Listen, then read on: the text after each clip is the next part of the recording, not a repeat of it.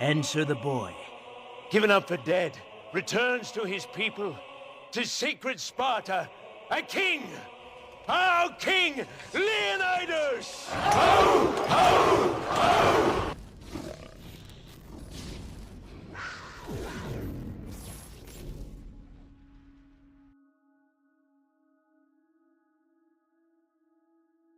King Leonidas, the first of Sparta, remains one of the most iconic figures in ancient history, largely due to his leadership and bravery during the Battle of Thermopylae in 480 BCE. This battle, a key event in the Greco-Persian Wars, symbolizes courage against overwhelming odds and has been celebrated in literature, art, and popular culture for centuries. In this detailed account, we will explore the life, genealogy, reign, and legacy of King Leonidas, as well as the context and impact of the Battle of Thermopylae. Leonidas I was born in the late 6th century BCE into the Agiad dynasty, one of the two royal families of ancient Sparta.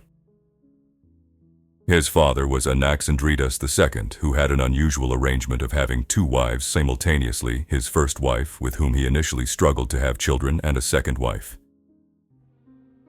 Leonidas's mother was from the second marriage, making him a half-brother to Cleomenes I and Dorieus, who were from Anaxandridas's first marriage. He had a full brother named Cleombrotus, and Leonidas's upbringing was shaped by the Spartan ethos of discipline, military training, and loyalty to the state. The Spartan system was unique in many respects. It emphasized martial prowess, rigorous training known as the agagi, and a collective mindset. Spartans were conditioned to prioritize the needs of the state over individual desires. This environment profoundly influenced Leonidas's development and later shaped his approach to leadership and battle.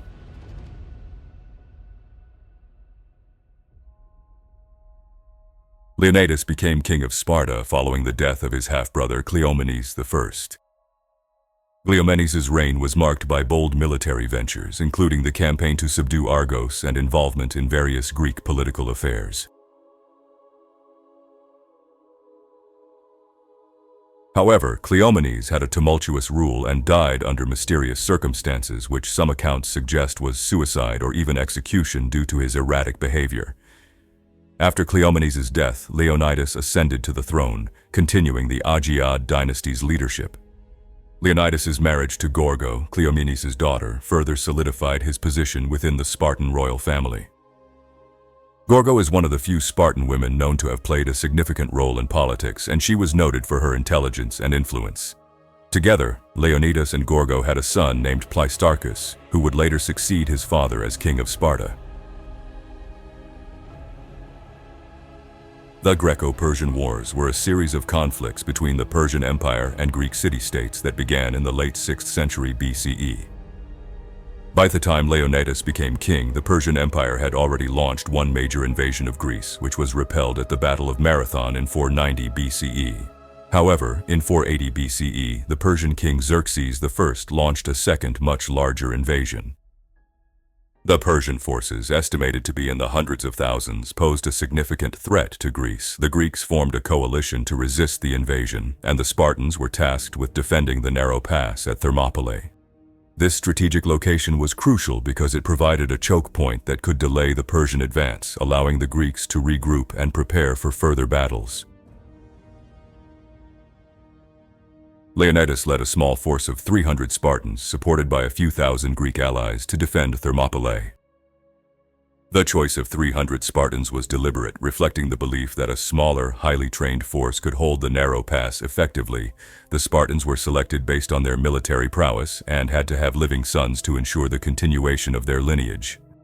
Over 3 days of intense battle, Leonidas and his forces repelled repeated Persian assaults. Despite the overwhelming numbers of the Persian army, the narrow pass worked to the Greeks' advantage, allowing them to hold their ground. However, a Greek traitor named Ephialtes revealed a secret path to the Persians, allowing them to outflank the Greek forces. Realizing that they were surrounded, Leonidas dismissed most of the Greek allies, choosing to stay with his 300 Spartans and a small contingent of allies, including Thespians and Thebans. This final stand has become legendary, symbolizing self-sacrifice and valor in the face of overwhelming odds.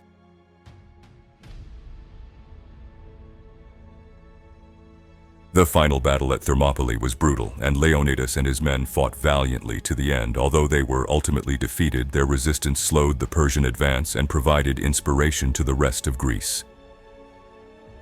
The battle at Thermopylae became a rallying point, leading to Greek victories at the battles of Salamis and Plataea, which ultimately ended the Persian invasion. Leonidas's body was recovered by the Persians, and Xerxes had it mutilated and displayed as a warning to others who might resist. However, the Spartans later retrieved Leonidas's remains and gave him a proper burial, commemorating his sacrifice with a monument at Thermopylae. The monument's inscription, attributed to the poet Simonides, reads, "Go tell the Spartans, stranger passing by, that here, obedient to their laws, we lie."